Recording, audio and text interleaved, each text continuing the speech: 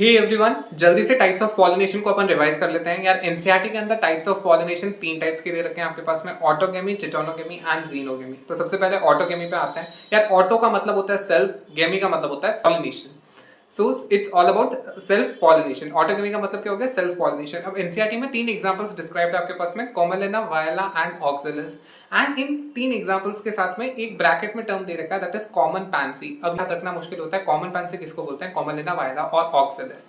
तो यार देखो, कॉमन पैंसी सी आ रहा है, पी आ रहा है, तो कॉमन पैंसी का सी, सो कॉमेलिना नहीं होगा, ठीक है। Pansy, P is nearest to what, O, तो ऑक्जेलिस का भी नहीं होगा, तो common pansy is the term for viola. ऐसे आप याद रख सकते हो।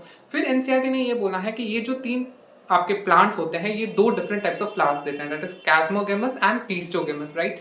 अब कैस्मोगेमस एंड क्लीस्टोगेमस इनको याद रखना है, because one is open and another one is closed. याद रखना मुश्किल होता है। तो यार क्लीस्टोगेमस, दैट इज CL आ रहा है, that is closed, right. And chasmogamous obviously बात है, अगर क्लीस्टोगेमस क्लोज्ड है आपका तो ये वाले ओपन होंगे। फिर एनसीईआरटी के अंदर एक डायग्राम दे रहे हैं, उस डायग्राम में भी आपको आइडेंटिफाई करना आना चाहिए कि कौन से क्लीस्टोगेमस प्लांट्स है, कौन से कैस्मोगेमस है। वैसे अगर आप देखोगे तो जो क्लोज्ड होंगे और ओपन होंगे आप आइडेंटिफाई कर सकते हो, लेकिन अगर फिर भी कंफ्यूजन होता है कि लोअर एंड अपर में से कौन सा होता है, तो यार क्लीस्टोगेमस में CL आ रहा है, तो L मींस लोअर। तो जो लोअर फ्लावर्स होंगे डायग्राम के अंदर, दैट इज योर क्लीस्टोगेमस, एंड जो अपर होता है वो कैस्मोगेमस होगा।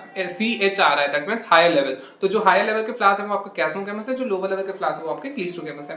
Now this is all about autogamy. अब जिटोनोगेमी को एक्सप्लेन करने से पहले अपन 2 टर्म्स को समझेंगे, that is one is your functionally and another one is your genetically.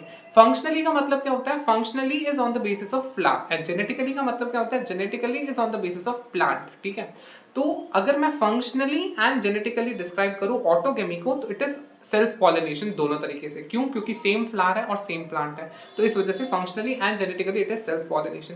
अब अपन बात करते हैं जिटोनोगेमी की। Now what is geitonogamy? Geitonogamy की डेफिनेशन जो एनसीईआरटी ने दे रखी है, that is another flower of the same plant. That means what?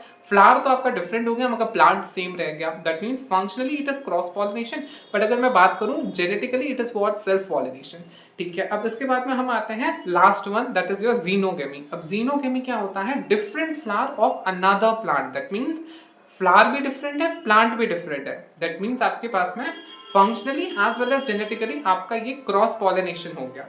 तो इसीलिए एनसीईआरटी में एक लाइन दे रखी है दैट जेनेटिकली डिफरेंट टाइप्स जो हैं वो आपको सिर्फ जीनोगेमी में देखने को मिलेगा, दैट इज आपके पास में जेनेटिक वेरिएशन देखने को मिलेंगे आपको जीनोगेमी के केस में। अनदर वन इंपॉर्टेंट लाइन जो कि एनसीईआरटी के अंदर मेंशन्ड है, जिसको अपन ने मिस आउट कर दिया, that cleistogamous flowers are invariably autogamous. That means वो assured seed sets produce करेंगे even in the absence of pollinators. So this was all about types of pollination. For more such videos, stay connected.